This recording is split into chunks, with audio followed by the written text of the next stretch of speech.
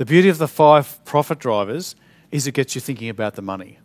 And the whole thing about this, this program is to get you thinking about the financial profitability and viability of going organic within the framework of a profitable business. And remembering that all of you are the CEOs who actually have to make the call on behalf of all the shareholders of your business, who may just be yourselves, or maybe a much larger group, or you may be a small company with investors involved.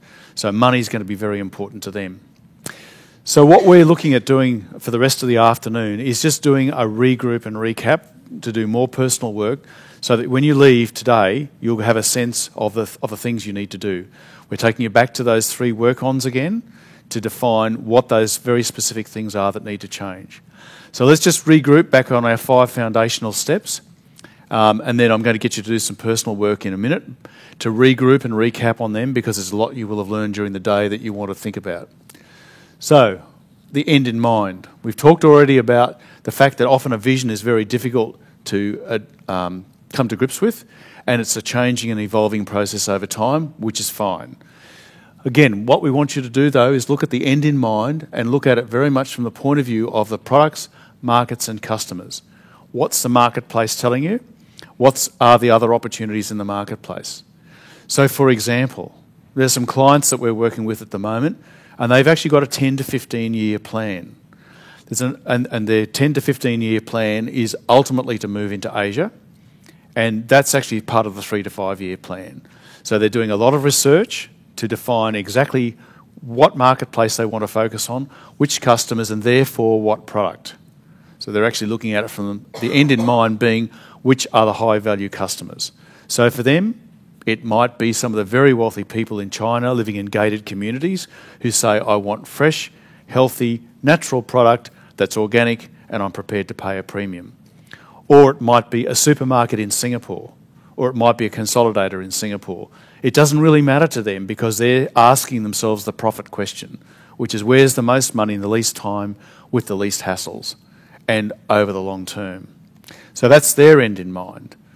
So the second thing is the frank assessment of where you are now.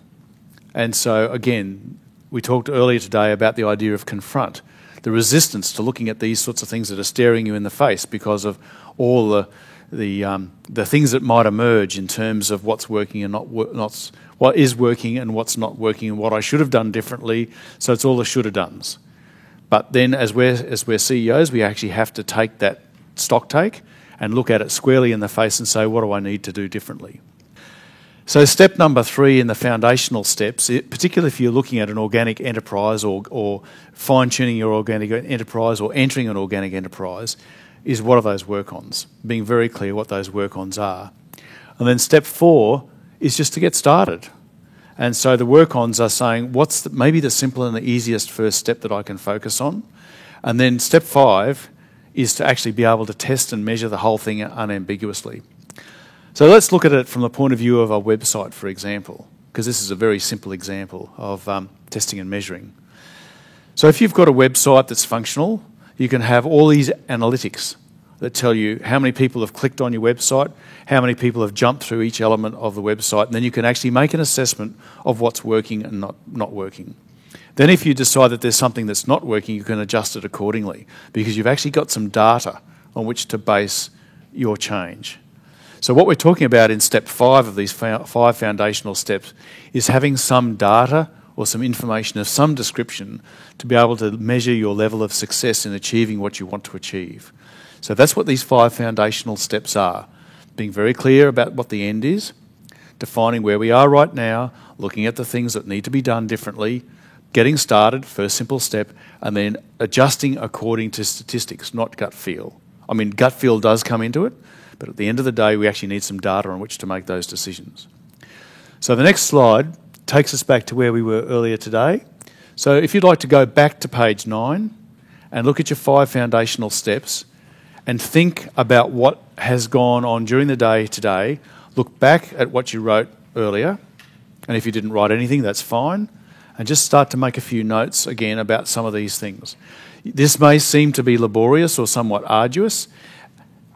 The thing for most people, though, if they come to a workshop like this and they just get one major thing out of it, one light bulb moment, then that makes it all worthwhile. And so this may be just the opportunity where you get that one light bulb moment.